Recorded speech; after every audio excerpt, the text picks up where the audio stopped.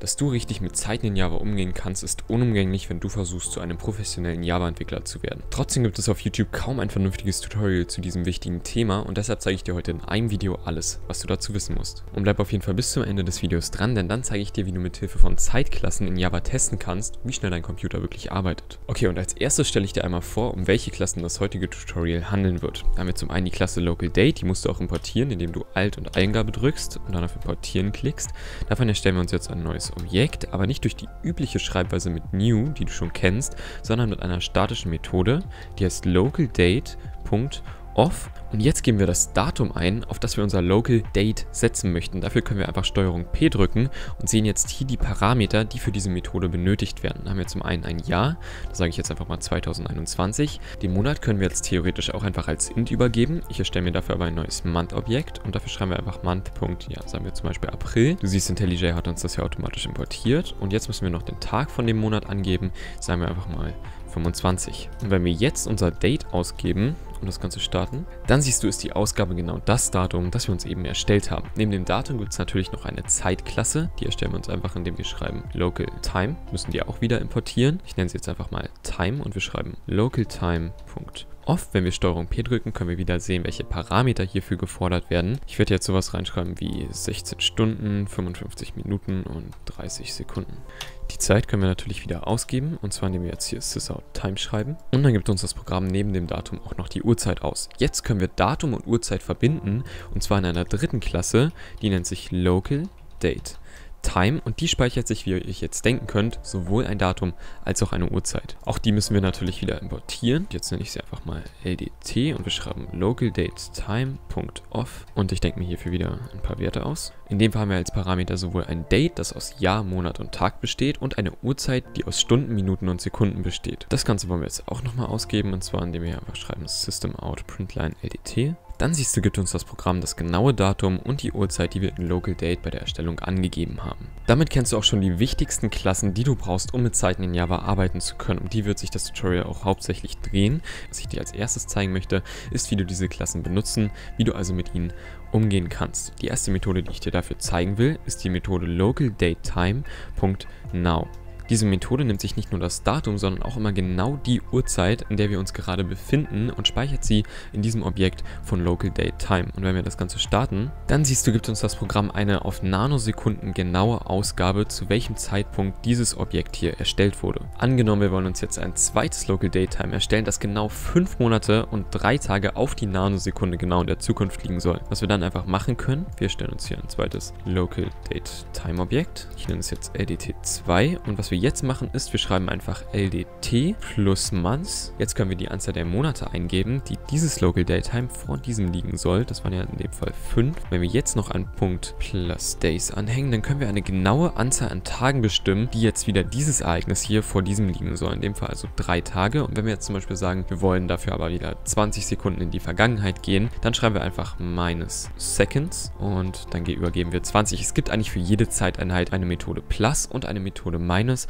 durch die wir in die Zukunft bzw. in die Vergangenheit um eine bestimmte Zeiteinheit wandern können. Was wir zum Beispiel mit Zeitklassen testen können, was ganz interessant ist, ob ein bestimmtes Jahr, sagen wir zum Beispiel das, in dem wir uns gerade befinden, 2021, ein Schaltjahr ist. Diese Methode kann aber nur von LocalDate und nicht von LocalDateTime aufgerufen werden. Was wir aber machen können, da LocalDateTime ja eigentlich nur ein erweitertes LocalDate ist, wir können die Klassen ineinander umwandeln. Wir schreiben also einfach sysout LDT.toLocalDate und können jetzt unsere Methode, die heißt isLeapYear, aufrufen. Wenn wir das starten, dann siehst du, ist das Ergebnis false und wir befinden uns derzeit nicht in einem Schaltjahr. Was du auch auf jeden Fall noch beherrschen können musst, wenn du in Java mit Zeiten arbeitest, ist, wie man zwei Daten vergleicht. Und das machst du mit zwei Methoden. Einmal der Methode isBefore und einmal der Methode isAfter. Dafür schreiben wir einfach LDT.isBefore LDT2, was er jetzt true ausgeben sollte, da dieses Datum ja 5 Monate, 3 Tage und 20 Sekunden weniger in der Zukunft liegt. Die Ausgabe ist dann natürlich true, und wenn du genau das Gegenteil testen möchtest, also ob LDT nach LDT2 kommt, dann ist die Ausgabe logischerweise false. Wenn du jetzt aber nicht nur wissen willst, ob ein Datum vor oder nach dem anderen kommt, sondern du die genaue Zeitspanne kennen willst, die zwei Daten auseinander liegen, dann benutzen wir dafür die statische Methode einer Klasse Duration, und dafür schreiben wir einfach Duration.between und geben jetzt als Parameter unsere beiden beiden LocalDateTime-Objekte an. Jetzt gibt uns diese Methode ein neues Duration-Objekt zurück, was uns ja noch überhaupt nichts bringt, weil wir dem Programm erstmal sagen müssen, in welcher Zeiteinheit wir die Zeitspanne ausgegeben haben wollen. Und das machen wir über die Methode to. Und je nachdem, welche Zeiteinheit wir jetzt haben wollen, wir sagen zum Beispiel Tage, schreiben wir Todays. Wenn wir das Ganze starten, dann siehst du, dass diese beiden Daten 155 Tage auseinander liegen. Natürlich können wir das Ganze auch in einer anderen Zeiteinheit ausgeben. In diesem Fall liegen die beiden LocalDateTime-Objekte ca. 13,5 Millionen Sekunden auseinander. Pass jetzt auf jeden Fall nochmal gut auf, denn was ich dir jetzt zeige, ist die Königsdisziplin, wenn du mit Zeiten in Java arbeitest. Und das ist, wie du Zeiten richtig formatierst und ausgeben kannst. Um unser LocalDate zu formatieren, benutzen wir eine Klasse, die nennt sich DateTimeFormatter. Die müssen wir auch wieder importieren und du siehst, wir haben jetzt eine ganze Menge Imports, die wir nicht mehr brauchen. Wenn du die entfernen willst, drückst du einfach Steuerung, Alt und O und dann verschwinden die automatisch. Wir nennen unser Objekt jetzt Formatter und unseren DateTimeFormatter, den erstellen wir jetzt einfach, indem wir den Namen der Klasse schreiben und dann schreiben offPattern. Und jetzt schreiben wir in diese Methode das Format, also die Art, wie wir unser Datum aufgebaut haben wollen. Wenn wir jetzt ein einfaches Datum mit Tag, Monat und Jahr ausgeben wollen, dann schreiben wir hier in die Klammern erstmal Anführungsstriche, dann 2 Ds für den Tag, dann 2 große Ms für den Monat und dann 2 große Ys für das Jahr. Damit haben wir uns jetzt unseren DateTimeFormatter erstellt und wenn wir damit jetzt unser Datum formatieren wollen, dann schreiben wir sysout Formatter, Format und dann die Zeit, die wir formatieren wollen, also in dem Fall unser LDT. Jetzt wird das Datum auf diese, langweilige Art und Weise ausgegeben. Wenn wir es ein bisschen spannender haben wollen, dann schreiben wir hier nicht 2 Ms, sondern 3 und 3 Ys. Was jetzt passiert, wenn wir das Ganze starten, ist, dass jetzt der Monat in Kurzschreibweise ausgegeben wird und das Jahr auch voll ausgeschrieben ist. Was wir auch machen können, das kann der Formatter unterscheiden. Wir können in unser Format Sonderzeichen einfügen, damit unser Datum dann strukturierter aussieht. Die werden dann trotzdem mit ausgegeben. Mit den Schrägstrichen sieht das Datum dann schon so aus. Das sieht in meinen Augen schon wesentlich besser aus. Wir können aber noch mehr Informationen als nur Datum, Monat und Jahr angeben, nämlich zum Beispiel auch den Wochentag. Dafür schreiben wir einfach also 4 E.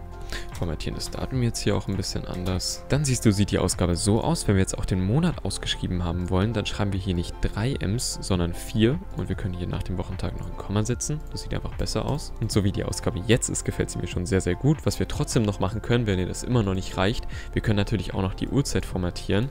Dafür schreiben wir jetzt in dem Fall H für Stunden, M für Minuten und S für Sekunden. Und jetzt wird zusätzlich zu unserem formatierten Datum auch noch die Uhrzeit mit ausgegeben. Mit DateTimeFormatter kannst du wirklich alles Mögliche formatieren und ausgeben, was mit Zeiten zu tun hat. Zum Beispiel auch dieses amerikanische AM und PM oder die Zeitzone, in der du dich gerade befindest. Ich würde dir einfach mal vorschlagen, google das Ganze und recherchiere selbst einmal, wie du zum Beispiel AM und PM formatieren kannst mit deinem DateTimeFormatter. Ich muss persönlich sagen, dass mir das Datum, so wie wir es hier formatiert haben, am besten gefallen hat und ich will das Ganze jetzt aber nicht auf Deutsch ausgeben, sondern auf Französisch. Was wir dafür machen können, wir fügen hier einfach eine Methode hinten dran und zwar withLocale und je nachdem welchen Ort bzw. welches Locale wir hier angeben, wird unser formatiertes Datum entsprechend übersetzt. Ich würde dir einfach mal empfehlen, selber mit den Locales zu experimentieren. Du kannst dein Datum wirklich in allen möglichen Sprachen ausgeben.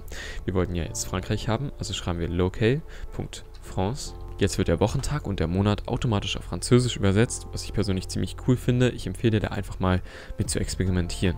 Was ich hier auch noch gerade sehe, was jetzt nicht weiter tragisch ist, ich aber will, dass du den Unterschied kennst. Wenn du das wirkliche Jahr und nicht das Wochenjahr ausgeben willst, dann schreib am besten 4 kleine Js. Okay, das war jetzt ganz schön viel Theorie. Wie gesagt, das Thema ist nicht das Spannendste, aber trotzdem extrem wichtig, wenn du zu einem guten Java-Entwickler werden willst. Was ich hier jetzt zeigen will, ist, wie du testen kannst, wie schnell dein Computer wirklich arbeiten kann.